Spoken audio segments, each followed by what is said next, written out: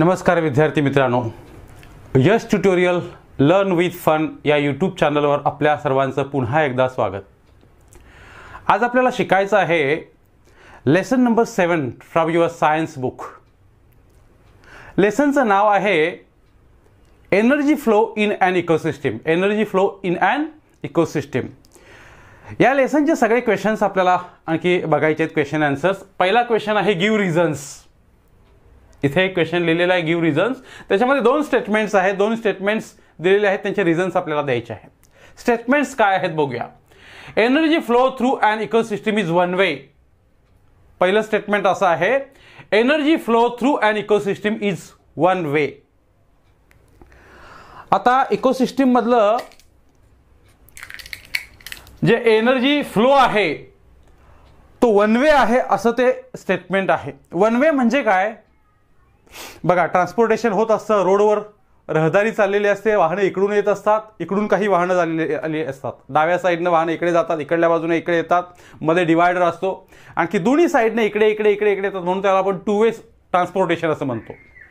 पण हे इथे लिहिलेला आहे, हा जो फ्लो आहे एनर्जीचा फ्लो इकोसिस्टम मधला तो वन वे आहे, म्हणजे वन वे ट्रान्सपोर्टेशन सारखं काहीतरी आहे, एकाच बाजूने चाललेलं आहे, सतत सतत सतत असं, दुसऱ्या बाजूने येणार काहीच नाहीये, एकाच बाजूने तिकडे जात आहे असं काहीतरी, one way transportation.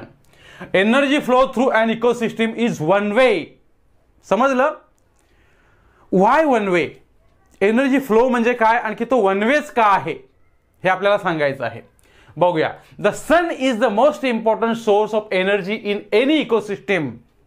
Any ecosystem म्हणजे कोणत्या कोणत्या इकोसिस्टमचे वेगवेगळे प्रकार आहेत, जसं टेरिस्ट्रियल इकोसिस्टम, लँडवरली इकोसिस्टम एक आहे, पाण्यातली इकोसिस्टम, ॲक्वॅटिक इकोसिस्टम असं म्हणतो त्याला आपण। वेगळे वेगळे प्रकार आहेत आणि वेगळ्या वेगळ्या इकोसिस्टम्स आहेत। तर या सगळ्या इकोसिस्टम्स मध्ये एनर्जी फ्लो जो आहे ना, एनर्जी फ्लो तो वन वे आहे।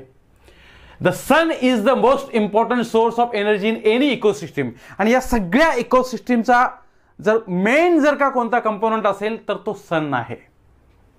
कारण इकोसिस्टम मधली, एन्व्हायरमेंट मधली किंवा पृथ्वीवरली सगळी जी एनर्जी आहे, जी हीट आहे, जी एनर्जी आहे सॉरी, ती प्रामुख्यानं सन पासून मिळालेली असते। ही इकोसिस्टम आहे, टेरिस्ट्रियल असेल किंवा any type of ecosystem, sun is a much more important factor in the ecosystem. कोणत्याही इकोसिस्टम मधली सन, कारण एनर्जी मिळणारी असते, हीट एनर्जी असते, लाईट एनर्जी असते, ती सन पासूनच आपल्याला मिळते। मग या इकोसिस्टम मधली ही सन पासून जी मिळणारी एनर्जी आहे ती सन पासून इकडे येते, पण मग ती इथून इकोसिस्टम मधून परत सन कडे जात नाही। Why it is one way transportation? कारण ती तिकडून इकडे येते, पृथ्वीवर येते एनर्जी, हीट सनची, ती परत इकडून जात नाहीये तिकडे, आणखी म्हणून त्याला आपण वन वे इकोसिस्टम असं म्हणतो। पुढे काय आहे बघूया। The sun is the most important source of energy in any ecosystem. Green plants of the ecosystem store some of the solar energy in the form of food. या ecosystem मधले म्हणजे aquatic ecosystem असेल तरी aquatic मधले blue green algae सारखे काही हे असतील, किंवा टेरेस्ट्रियल इकोसिस्टम मधले लँडवरले जे काही वनस्पती असतील, प्लांट्स असतील, त्या प्लांट्स आहेत त्या हे एनर्जी आहे, सनची ही एनर्जी आहे ती घेते आणखी स्टोअर करते आपल्यामध्ये। तुम्हाला माहिती आहे फोटोसिंथेसिस त्यांच्यामध्ये चालतं, ब्ल्यू ग्रीन अल्गी किंवा जे जे ग्रीन असतं, प्रोड्युसर्स आपण म्हणतो त्याला, प्लांट्स।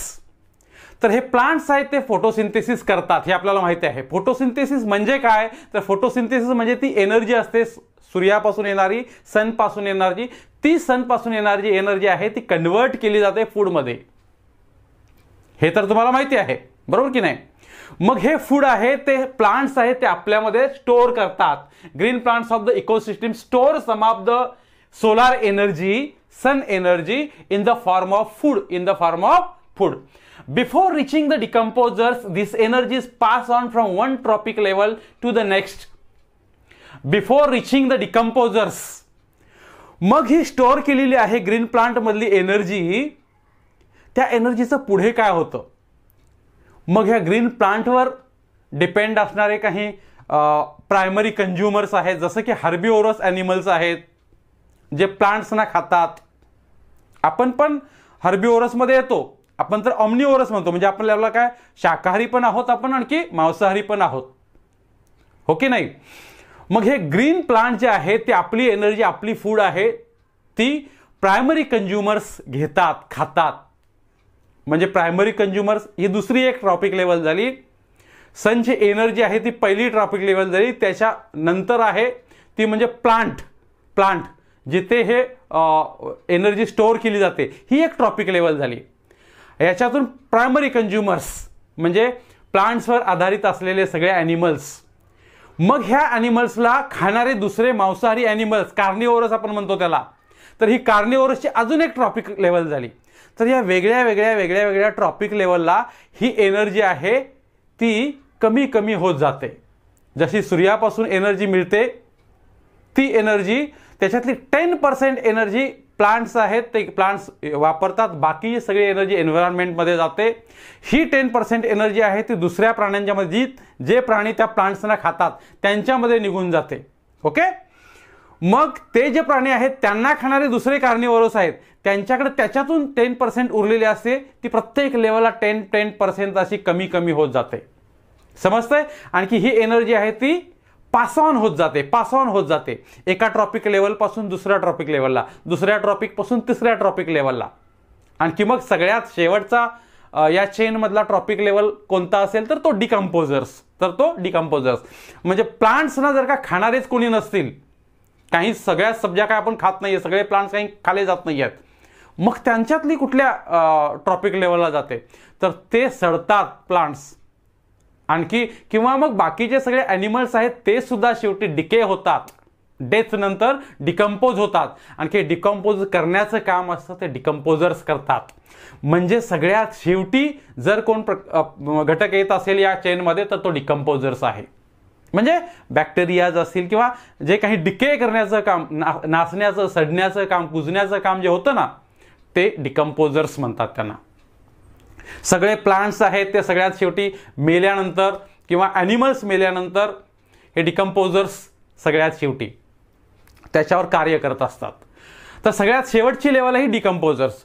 म्हणून इथे लिहिलं आहे before reaching the decomposers this energy is pass on from one trophic level to the next trophic level. समजलं मित्रांनो. Owing to decomposition some part of energy is released in the form of heat. या डिकम्पोजर्समुळे, ही decomposers असतात ते सडलेल्या म्हणजे animals, जे death झालेले animals असतात, प्लांट्स असतात, त्यांच्यावर डिकम्पोज करण्याचं काम हे डिकम्पोजर्स करतात. आणि याच्यामुळे ती जी एनर्जी असते ती एनर्जी रिलीज होत असते. ती heat in the form of heat. ही हीटच्या फॉर्म मधली जी एनर्जी असते ती पुन्हा एकदा एन्व्हायरमेंटमध्ये जाते. Okay, decomposition, some part of energy released in the form of heat. However, no part of energy ever returned to the sun. जबकि जेव्हा याच्यातली या चेन मधली किंवा एन्व्हायरमेंट मध्ये असलेली हीट एनर्जी आहे ती सूर्याकडे परत केव्हाही जात नाही. हे मी मगाशीच सांगितलं होतं स्टार्टिंगलाच. हे इम्पॉर्टंट आहे. However, no part of energy ever returned to the sun. कोणताही एनर्जीचा पार्ट केव्हाही सनकडे परत जात नाही. Decomposition. However, no part of energy ever returned to the sun. Hence, आणखी म्हणून such passage is referred to as one way transport. अशा या पाथला, अशा या पॅसेजला, अशा या फ्लोला, अशा या रस्त्याला वन वे ट्रान्सपोर्टेशन असं म्हणतात. One way transport. बिकॉज सूर्यापासून येते एनर्जी, पण ती सगळी एनर्जी सूर्याकडे परत जात नाही. ते एन्व्हायरमेंटमध्ये कुठेतरी बॅलन्स केली जाते. इकोसिस्टीम बॅलन्स असेल तर ही एनर्जी कुठे ना कुठेतरी बॅलन्स होत असते. समजलं मित्रांनो. Why energy flow through and ecosystem is one way. मी परत एकदा रीड करतो. The sun is the most important source of energy in any ecosystem. Green plants of the ecosystem store some of the solar energy in the form of food. Before reaching the decomposers, this energy is passed on from one trophic level to the next. Owing to decomposition, some part of energy is released in the form of heat. However, no part of energy ever returned to the sun, and hence such passage is referred to as one-way transport. समजलं? Second statement आता बघूया आपण. Give रिझनचं second statement काय आहे? Flow of nutrients through an ecosystem is cyclic. Flow of nutrients through an ecosystem is cyclic. Cyclic म्हणजे काय? Cyclic म्हणजे सायकल असलेलं एक सायकल म्हणजे सर्कल कंप्लीट होतं, हे तुम्हाला माहिती आहे. म्हणजे हा फ्लो आहे, हे nutrients are required nutrients for the growth. सगळे जे ऑर्गॅनिझम्स आहेत त्यांना आपल्या आपल्या ग्रोथसाठी न्यूट्रायंट्सची गरज असते.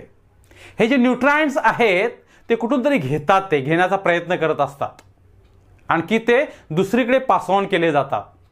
Okay. Flow of nutrients through an ecosystem is cyclic. आणि हा जो फ्लो आहे ना, हा जो फ्लो आहे तो सायक्लिक आहे, सर्कल होतं. त्याचं कसं होतं बघा. All organisms require nutrients for their growth.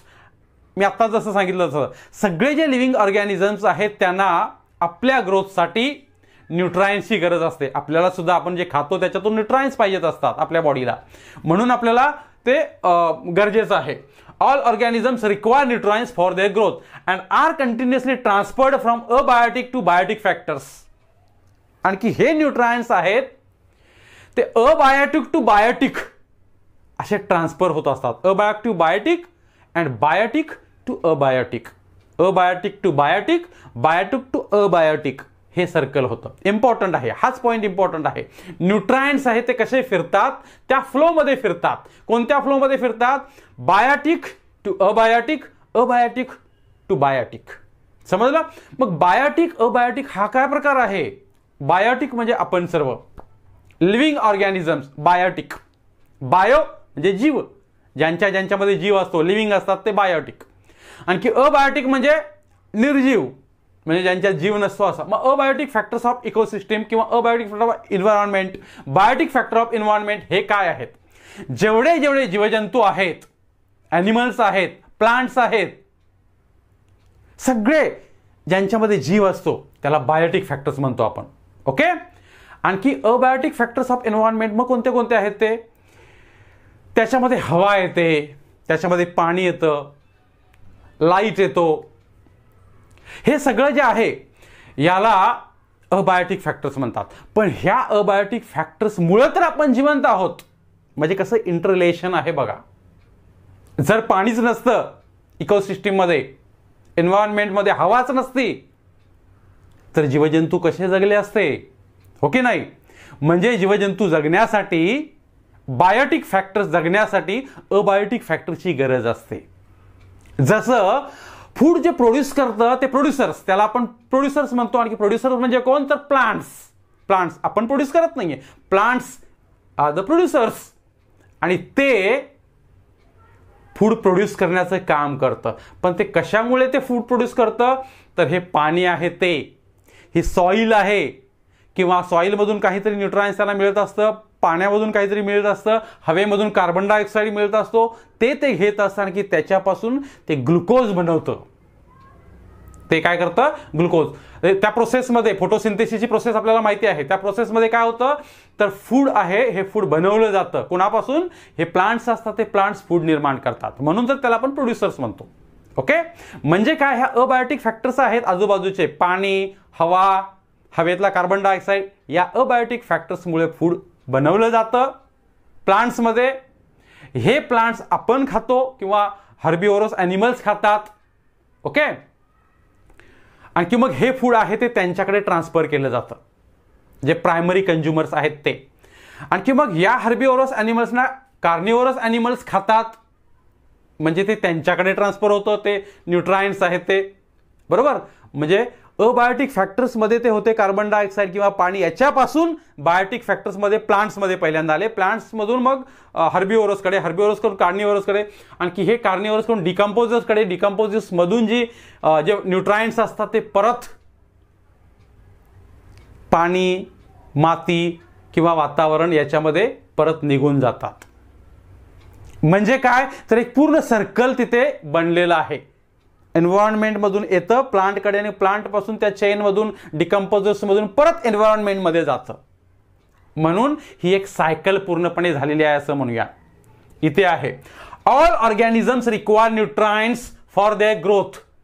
सगळ्या ऑर्गॅनिझम्सला त्यांच्या ग्रोथसाठी न्यूट्रायंट्सची गरज असते.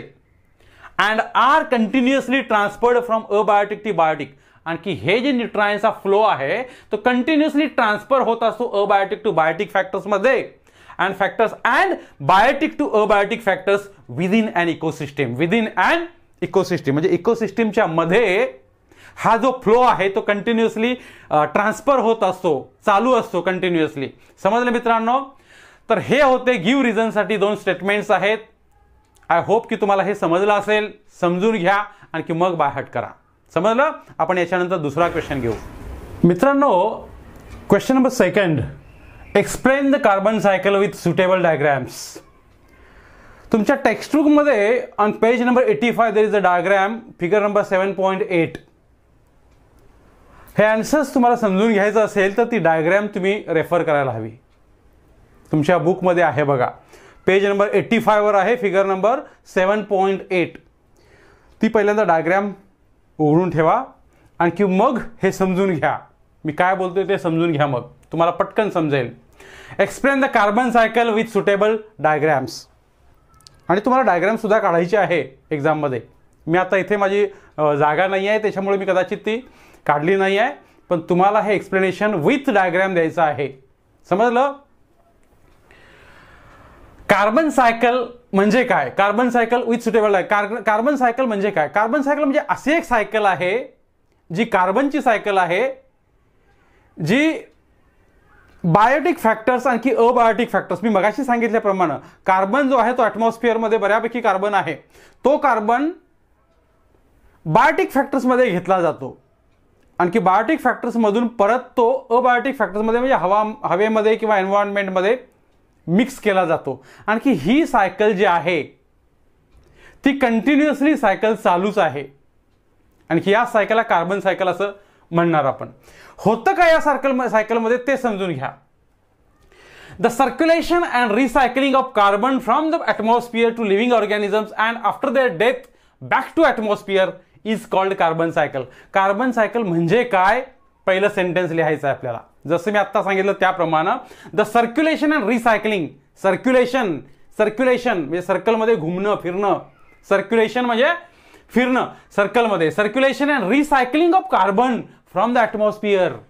ॲटमॉस्फिअर मधला कार्बन आहे त्याचं सर्क्युलेशन, त्याचं recycling to living organisms. To living organisms म्हणजे प्लांट्समध्ये येतं, प्लांट्समधून ते ॲनिमल्समध्ये जातं, living organisms. And after their death आणि त्यांच्या डेथ नंतर म्हणजे ॲनिमल्स प्लांट्सच्या डेथ नंतर बॅक टू ॲटमॉस्फिअर. हा कार्बन जो आहे ॲटमॉस्फिअर मधला हा नेहमी कंटिन्युअसली असा रिसायकल होत असतो, सर्क्युलेट होत असतो. यालाच आपण कार्बन सायकल असं म्हणणार आहोत.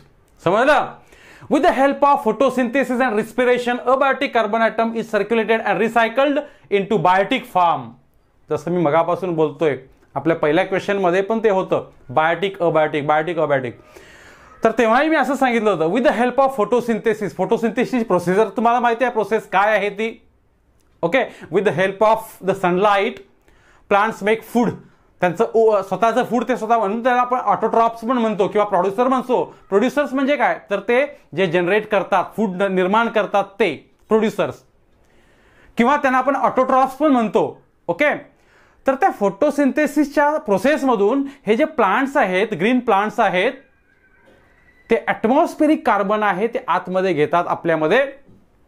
आणखी बायोटिक कार्बन ॲटम रिस्पिरेशन आणखी फोटोसिंथेसिस या प्रोसेसमधून abiotic carbon atom that is in atmosphere मधला म्हणून abiotic carbon atom is circulated and recycled into biotic form biotic form मध्ये म्हणजे ते त्याच्यापासून बायोटिक फॉर्म बनवतात म्हणजे कार्बोहायड्रेट्स किंवा ग्लुकोज आपण म्हणतो पानामध्ये बनतं ना ते फोटोसिंथेसिसच्या प्रोसेसमध्ये शेवटी प्रॉडक्ट काय असतो तर तो ग्लुकोज बनवणं हे फूड बनवणं ओके तर त्याला बायोटिक फॉर्म म्हणतात.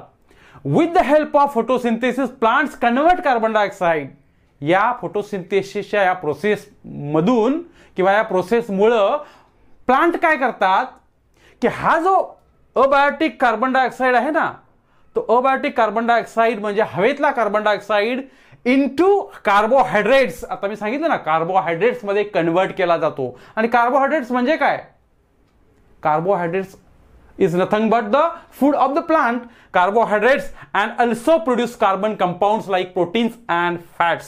एक तर कार्बोहायड्रेट्स निर्माण केलं जातं किंवा बाकीचे कंपाऊंड्स आहेत कार्बन कंपाऊंड्स लाईक प्रोटीन्स पण प्लांट मध्ये निर्माण केलं जातं and fats and through food chain carbon is transported from plants to the हर्बिओरस.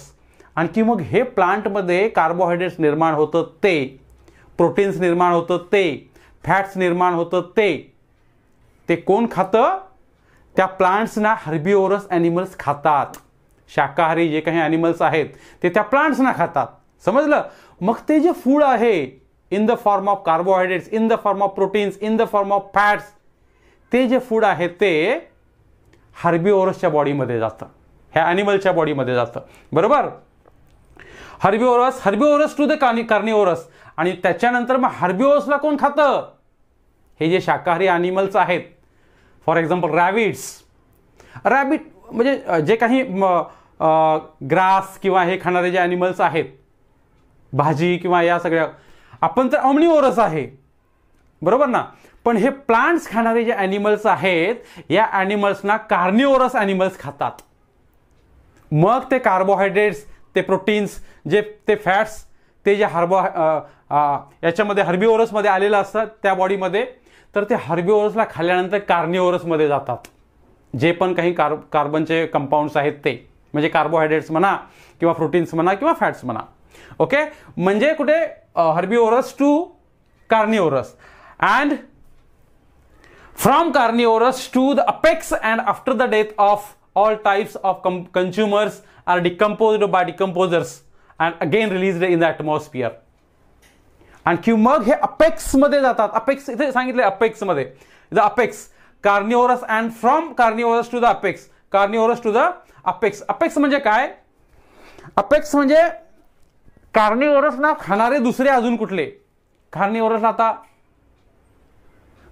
दुसरं कोण खातं बघा.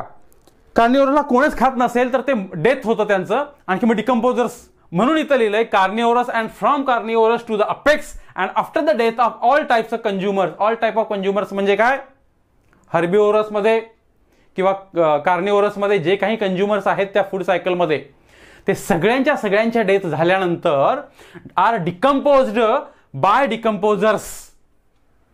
सगळ्याच्या नंतर जो कोणी हिरो असतो तो डिकम्पोजर्स राहतो. सगळ्यांच्यावर नंतर तो हल्ला करणारा आहे तो म्हणजे ज्यांची बॉडी आहे ती सडण्याचं काम करतं ते करतं decomposers and again released in the atmosphere in the form of carbon dioxide okay in the form of carbon dioxide. म्हणजे हे डिकम्पोजर्स आहेत ते सगळ्यात शेवटी ऍक्ट करतं त्या सडलेल्या बॉडीवर मेलेल्या बॉडीवर डेथवर म्हणजे ते ॲनिमल्स पण असतील प्लांट्स पण असतील सगळे जे काही कंझ्युमर्स आहेत ते म्हणजे प्रायमरी कंझ्युमर्स असेल हार्बिओरस किंवा सगळ्या प्रकारचे कंझ्युमर्स आहेत ते कंझ्युमरचे डेथ झाल्यानंतर डिकम्पोजर्स त्याच्यावर ऍक्ट करतात. आणि बिकॉज ऑफ दिस डिकम्पोजर्स हा जो कार्बन डायऑक्साईड आलेला असतो सगळ्यांच्या बॉडीमधून पुढे तो डिकम्पोजर्स काय करतं ॲटमॉस्फिअरमध्ये घालवून देतं. डिकम्पोजर्समुळे हा जो कार्बन डायऑक्साईड आहे in the form of protein in the form of carbohydrates in the form of fats तो ॲटमॉस्फिअरमध्ये परत जातो by decomposers and again released in the atmosphere in the form of carbon dioxide and is again used by living organism. आणखी जो परत तिकडे जातो atmosphere मध्ये जातो तो परत लिव्हिंग ऑर्गॅनिझम्स परत यूज करतात. प्लांट्स असतात ते प्लांट्स परत यूज करतात. समजलं का? म्हणजे प्लांट्स मधला जो यूज केलेला फूड बनवलेला तो सगळ्या कंझ्युमर्स मधून परत आणखी डिकम्पोजर्स त्यांना परत ॲटमॉस्फिअर मध्ये घालतात. ॲटमॉस्फिअर मधला परत प्लांट घेतात with the help of photosynthesis. Okay, decomposers are again released in the atmosphere in the form of carbon dioxide and is again used by living organisms. In this way, carbon is continuously passed on from one living organism to other. आणि याच मार्गाने carbon आहे तो एका living organism कडून दुसऱ्या organism कडे जातो, दुसऱ्या ऑर्गॅनिझम कडून तिसऱ्या ऑर्गॅनिझम कडे, आणि असा करत मग डिकम्पोजर्स मधून परत ॲटमॉस्फिअर मध्ये जातो, ॲटमॉस्फिअर मधून परत लिव्हिंग ऑर्गॅनिझम कडे येतो, लिव्हिंग ऑर्गॅनिझम दुसऱ्या, असं सगळं होतं. Living organism to other and after the death of the living organism carbon goes to the atmosphere and is again used by living organism. हे सेंटेन्स आहे ते रिपीट आहे कारण ती सायकल आहे. हे असं होतं मग परत आणखी असं होतं, परत हे असं होतं. ही सायकल आहे. या सायकललाच आपण कार्बन सायकल असं म्हणणार आहोत. समजलं मित्रांनो ही कार्बन सायकल कशी आहे ती? तुम्हाला मी सांगितल्याप्रमाणे ही जी डायग्राम आहे फिगर नंबर 7.8 ती 7.8 आहे ती तुम्हाला बघायची आहे. हा व्हिडिओ चालू असताना आणखी समजून घ्यायचा आहे. तिथे सगळं डायग्रॅमॅटिकली तुम्हाला समजेल ते सगळं. आणखी डायग्रॅम सुद्धा तुम्हाला एक्झाममध्ये ड्रॉ करायचे आहे. समजलं मित्रांनो?